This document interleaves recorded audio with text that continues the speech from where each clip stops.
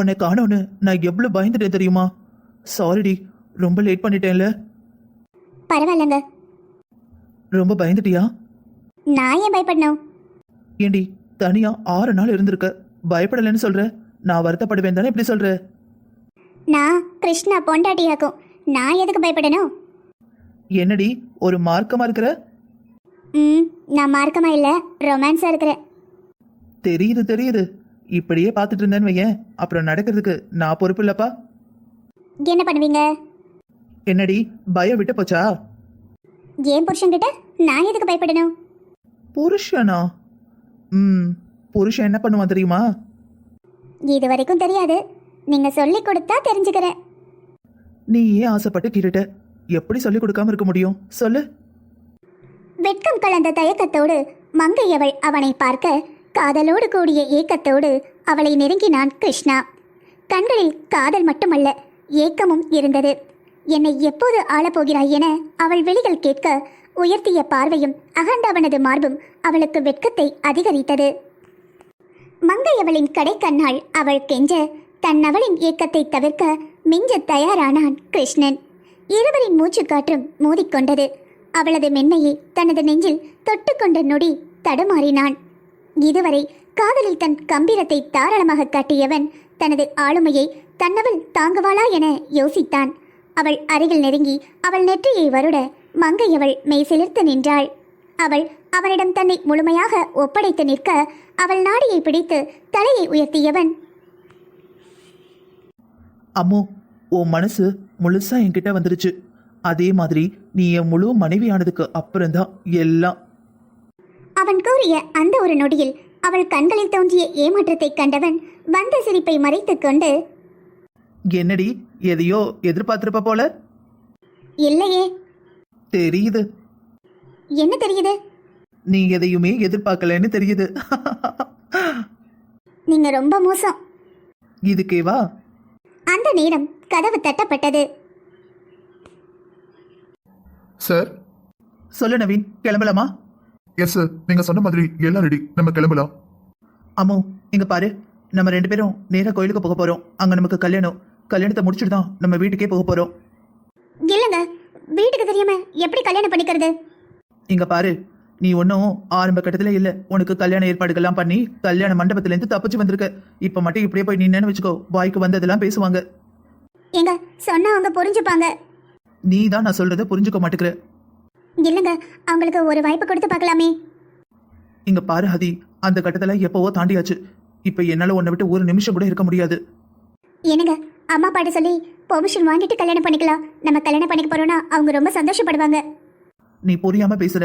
உனக்கும் ரவிக்கும் கல்யாணம் நின்று போச்சுன்னா அவங்க அவமானத்துல இருக்கிறாங்க. இப்ப போய் நின்னு வச்சுக்கோ, என் பொண்ணு கல்யாணம் பண்ணிக்கல, நல்லபடியா வந்துட்டா வா ரவி உனக்கு கல்யாணம் பண்ணி வைக்கிறேன் வாங்க, மறுபடியும் முதல்ல இருந்தான்னு இருக்கும். இப்ப என்னதான் சொல்ல வரீங்க? நீ தானடி சொன்ன கொஞ்ச நேரத்துக்கு முன்னாடி, என் புருஷான்னு பின் என்ன கல்யாணம் பண்ணிக்கலாம், கல்யாணம் பண்ணிட்டு உங்க வீட்டுல இருக்கிறவங்க முன்னாடி போய் நிக்கலாம். எனக்கு பயமா இருக்குங்க. நான் இருக்கேன்ல, பின் என்ன, வா போலாம். என்னடி சந்தோஷமா? இல்லங்க, மனசுக்கு கஷ்டமா இருக்கு. ஏன் இப்படி யாருக்கும் தெரியாம கோவில்ல கல்யாணம் பண்ணிக்கிட்டோனா? ஏங்க, எங்க பண்ணிக்கிட்டா என்ன, எப்படி பண்ணிக்கிட்டா என்ன, என் புருஷனா நீங்க நின்னா போதும்.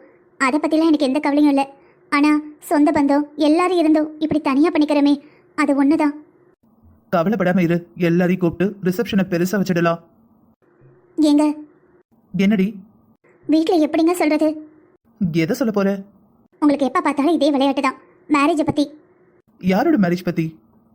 எங்க வேணாம் சொல்லிட்டேன். சரி சரி, டென்ஷன் ஆகாத. எதை பத்தி? ஏங்க, நம்ம கல்யாணத்தை பத்தி தான். நீ கவலைப்படாம இரு, நான் பாத்துக்கிறேன். ஏங்க, என்னடி எத்தனை ஏங்க? ஐ லவ் யூங்க. வாட்? என்ன மறுபடியும் சொல்லு. ஒன்னும் இல்ல. ப்ளீஸ் ப்ளீஸ் ஒரு தடவை சொல்லு ப்ளீஸ். I love you. ஐயோ, உன்னை இப்படியே தூக்கிட்டு சுத்தணும் போல இருக்கு. சரி, போறப்ப அப்படியே சாப்பிட்டுட்டு போயிடலாம். இல்லைங்க, வீட்டில் போய் எல்லாரையும் பார்த்ததுக்கு அப்புறம் சாப்பிடலாம். நான் வீட்டில் இருக்கிறவங்கள பார்த்து 4 நாள் ஆச்சு. ஏண்டி, என்ன பார்த்த உடனெல்லாம் நீ இந்த மாதிரி எதுவும் சொல்லலையே? அதுவா, இந்த 4 நாளும் உங்களை தான் சைட் அடிச்சிட்டு இருந்தேன். உங்களையே தான் நினச்சிட்டு இருந்தேன். அதனால பிரிஞ்சிருந்த மாதிரி தெரியல. ஆனால் ஊரெல்லாம் சொல்லி கல்யாண மேடையில் எல்லாரையும் ஏமாத்திட்டு வந்துட்டேன். அவங்க என்ன அவமானப்பட்டாங்களோ, என்னை காணோன்னு எவ்வளோ தவிச்சிருப்பாங்கல்ல. நான் ரொம்ப கெட்ட பொண்ணுங்க. நீ ரவியை கல்யாணம் பண்ணிட்டு என் கூட ஓடி வந்திருந்தா தான் நீ கெட்ட பொண்ணு. கிருஷ்ணாவை லவ் பண்ணி கிருஷ்ணாவையே கல்யாணம் பண்ணிக்கிட்டா நீ நல்ல பொண்ணு தான். உங்களுக்கு நான் நல்ல பொண்ணு, ஆனா எங்க அம்மா அப்பாவுக்கு நான் கெட்ட பொண்ணா தானே தெரிவேன். அவங்க கோபத்தில் இருக்கும்போது புரியாது, கொஞ்ச நாளுக்கு அப்புறம் அவங்களுக்கே புரியும். சொன்னா கேளு, சாப்பிட்டுட்டு போயிடலாம். அதுக்கப்புறம் உங்க வீட்டில் எப்படி ரியாக்ட் பண்ணுவாங்கன்னு தெரியாது, எங்க வீட்லயும் எப்படி ரியாக்ட் பண்ணுவாங்கன்னு தெரியாது. அப்புறம் சாப்பிட முடியுதோ இல்லையோ. என்ன சொல்ல வரீங்க? இல்லடி, அவங்க எப்படி ரியாக்ட் பண்ணுவாங்கன்னு தெரியாதுல்ல, அதுக்கேற்ற மாதிரி தானே நீ இருப்ப. பின்ன சாப்பாடு வேணான்ட்டனா? ஐயா ரவி, என்ன பெரியம்மா, வாங்க உட்காருங்க. அம்மா உள்ள இருக்கா, கூப்பிட்டா? ஐயா இல்லையா, வாசல்ல உன் தங்கச்சி ஆதியும் அவ புருஷன் கிருஷ்ணனும் நிக்காவ. நீ வந்து கூப்பிடு. புது கல்யாண ஜோடியில உங்க அம்மைய ஆரத்தி கலந்து எடுத்துட்டு வர சொல்லு. என்ன கல்யாணம் பண்ணிட்டு வந்து நிக்கிறாங்களா? இங்க பாரு ஆதி, உங்க வீட்டை பொறுத்த வரைக்கும் எல்லாரும் நீ ஏன் கூட தான் இருந்தேன்னு நினைச்சிட்டு இருக்காங்க. அவங்ககிட்ட உனக்கு கடத்திட்டு போன விஷயம், நீ வெளியே இருந்த விஷயம் எதையுமே சொல்ல வேண்டாம். நீ அமைதியா இரு. எப்படியும் நம்ம மேல கோவமா தான் இருப்பாங்க. அவங்க என்ன பேசினாலும் கொஞ்சம் அமைதியாயிடு, எல்லாமே சரியாயிடும். சரியா? நீ அது இதுன்னு பேசி எதுவும் எக்ஸ்பிளைன் பண்ண வேணாம். நீ என்ன எக்ஸ்பிளனேஷன் கொடுத்தாலும் அவங்க நம்ப பொறுத்தும் கிடையாது. ஏன்னா அவங்க இருக்கிற சுச்சுவேஷன் அப்படி, புரியுதா? பின்ன நீயா ஒன்று சொல்லி பின்னாடி அவங்களாம் ஒன்றும் பரப்பிடாம 5 நாள் எங்க இருந்தா அங்க இருந்தா நிறைய பேசுவாங்க. நீ ஒன்றும் சாதாரண பொண்ணு கிடையாது, கிருஷ்ணாவோட ஒய்ஃப். நீ சாதாரண பொண்ணா இருந்தா கூட உன்னை பத்தி யாரும் எதுவும் பேச மாட்டாங்க. என்ன கேவலப்படுத்துறேன்னு நினைச்சிட்டு உன்னே தப்பு தப்பா பேசுவாங்க. தேவையில்லாதெல்லாம் எதுக்கு? இந்த 5 நாள் நீ ஏன் கூட இருந்தேன்னு இவங்க நினைக்கிறாங்க.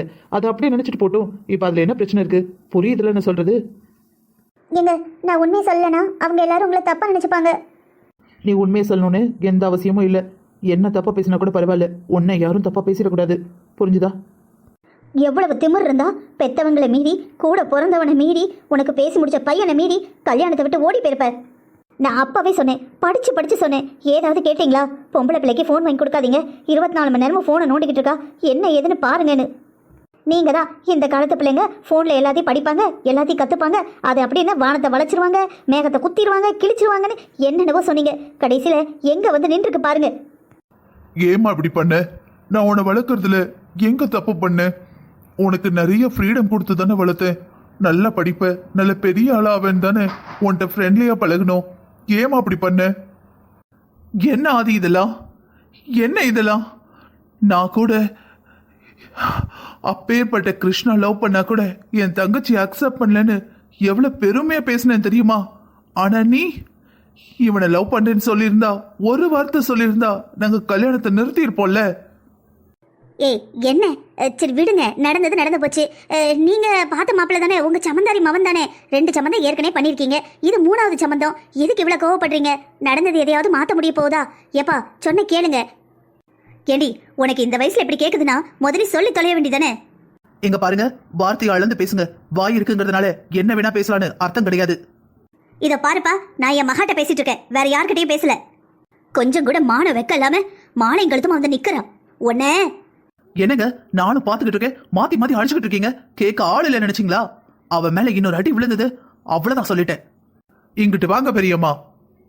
ரவி, நீ வயசு பிள்ளை, நீ எதுவும் பேசக்கூடாது, பேசாம இரு. உன் பொண்டாட்டிக்கு அண்ணன் வேற, ஒண்ணுக்குள்ள ஒன்னா 2 சம்மந்தம் பண்ணிருக்கீங்க. கொஞ்சம் பொறுமையா இருங்க. இங்க பாருங்க, நீங்க பெரிய பிசினஸ் மேக்னட்டா இருக்கலாம், இந்த ஊர்லயே பெரிய பணக்கார குடும்பமா இருக்கலாம். இருக்கட்டுமே, எங்களுக்கு என்ன? அவ என் தங்கச்சி. அவளை அடிக்கவோ மிதிக்கவோ பேசவோ எங்களுக்கு எல்லா உரிமையும் இருக்கு. அதை கேட்க உங்களுக்கு எந்த உரிமையும் இல்லை. புரியுதா? ரவி, கொஞ்சம் பொறுமையா இருங்க. இது உன் தங்கச்சிய நான் கல்யாண மண்டபத்திலேருந்து கடத்திட்டு போயிருந்தா நீ இப்படிதான் பொறுமையா பேசிட்டு இருப்பியா? வா போன்னு பேசினா மரியாதை இருக்காது சொல்லிட்டேன். உங்ககிட்ட நான் எந்த மரியாதையும் எதிர்பார்க்கல. ஆதி அழாத, கண்ணத்தோட. அங்கிள், நீங்களாவது நான் சொல்ல வரதை கேளுங்க. டேய் நிறுத்துடா. என் குடும்ப மானத்தை சந்தி சிரிக்க வச்சுட்டல. நீ எல்லாம் நல்லா இருப்பியா? இந்த குடும்பத்துல ஒருத்தர் கூடவா பொறுமையா சொல்ல வரதை கேட்க மாட்டீங்க? எங்க என் வீட்டு பொண்ணை கடத்தி கொண்டு போய் 5 நாள் வச்சிருந்துட்டு 6வது நாள் தாலி கட்டி கூட்டு வந்திருக்கீங்க. உங்களுக்கு என்ன மரியாதை கொடுக்கணும்? உங்க வீட்டு பொண்ணை யாரும் கடத்தல, புரியுதா? அவளா இஷ்டப்பட்டுதான் என் கூட வந்தா. அவகிட்ட வேணா தாராளமா கேட்டு பாருங்க. இதுக்கு மேல யாராவது ஏதாவது பேசுனீங்க அப்புறம் நடக்கிறதே வேற. இதோ பாருங்க கிருஷ்ணா, உங்க அதிகாரத்தெல்லாம் உங்க வீட்டுல வச்சுக்கோங்க, என் வீட்டுல வேணாம். யாரை கேட்டு என் தங்கச்சியை கூட்டிட்டு போனேன்? உங்க குடும்பத்தை பார்த்தா எனக்கு ஆச்சரியமா இருக்கு. ஒரு கேள்வி கேக்குறீங்க, பதில் சொல்றேன்னு சொன்னா பதிலே சொல்ல விடாம மறுபடியும் கேள்வி கேக்குறீங்க. திரும்ப பதில் சொல்ல வந்தா அப்பவும் பேச விட மாட்டேங்கிறீங்க. பின்ன ஏன் கேள்வி கேக்குறீங்க? அண்ணே ப்ளீஸ் கொஞ்சம் அமைதியா இருண்ணே. வாய மூடு. உன்கிட்ட பேசல, உன்னை பார்க்க கூட எனக்கு பிடிக்கல. இவனை நம்பி 5 நாள் இருந்துட்டு வந்திருக்கல. ஏய், ஒரு பொண்ணுகிட்ட பேசுற மாதிரியா பேசுற? யார்கிட்ட எப்படி பேசணும்னு எனக்கு நல்லாவே தெரியும். நீ வந்து லெசன் எடுக்கிற அளவுக்குலாம் நான் குறைஞ்சு போயிடல. நல்ல குடும்பத்துல பிறந்த எவனோ தான் தங்கச்சி இப்படி பேச மாட்டான். ஆமா ஆமா, நல்ல குடும்பத்துல பிறந்தவன் தானே நீ. தெரியுது நீ பண்ற வேலையெல்லாம் பாக்குறப்ப. என்னடா சொன்ன? என்ன டாவா? ஐயோ அப்பா, அப்பா உங்க 2 பேரையும் பிரிச்சு விடுங்கப்பா. எனக்கு சொல்றது கேளுங்க ப்ளீஸ். எனக்கு ப்ளீஸ் நீங்க கிளம்புங்க.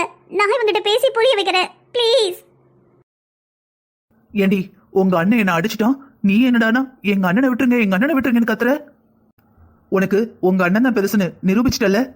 ஏங்க அப்படி இல்லைங்க, நீங்க 2 பேரும். என்னடி 2 பேரும்? கோபத்தோட உச்சத்திலையும் அவன் என் தங்கச்சி புருஷன் எனக்கு ஞாபகம் இருந்தது. ஆனா உங்க அண்ணனுக்கு அப்படி தோணல. உங்க அண்ணன் தாண்டி என்ன அடிச்சிருக்கான். நீ என்னப்போ நீங்க 2 பேரும் நானும் அவங்க கூட சேர்ந்து ரவுடி மாதிரி சண்டைப்பட்ட மாதிரி பேசிட்டு இருக்க. சாரிங்க. இதோ பாரு ஹதி, உனக்கு உன் அண்ணன் வேணுமா நான் வேணுமா? ஏங்க என்னங்க இது? கேட்டதுக்கு பதில் சொல்லு. உங்க அண்ணன் வேணுமா நான் வேணுமா? ஏங்க எனக்கு நீங்க 2 பேரும் வேணும். 2 பேரும் உன் வாழ்க்கையில ஒரு நாள் இருக்க முடியாது.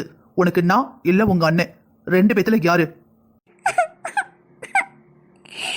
ஏங்க இப்படி பண்றீங்க? எனக்கு நீங்க 2 பேரும் வேணும்.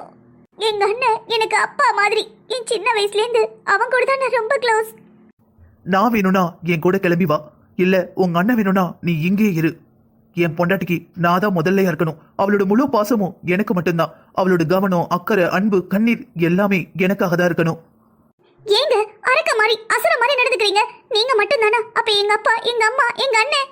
ஆமாடி, நான் அசுரன் தான். நான் காதல் அசுரன். உன்னோட காதல்ல அசுரத்தனமா இருக்கு. ஆமாடி, எனக்கு உன் விஷயத்துல மட்டும் உன்னை யாருக்கு விட்டு கொடுக்க, உன் பாசத்தை யாருக்கு விட்டு கொடுக்க விருப்பம் இல்லை. நான் என்னோட அப்பா, அம்மா, அண்ணன், தாத்தா, என் உறவு, சொத்து, பத்து, குடும்பம், புகழ் எல்லாத்தையும் விட்டுட்டு நீ வேணும்னு உன்னை சுத்தி சுத்தி வந்தேன். இப்ப சொல்லு, நான் வேணுமா உன் அண்ணன் வேணுமா? நீங்க தாங்க வேணும். அப்பவா நம்ம வீட்டுக்கு போலாம்.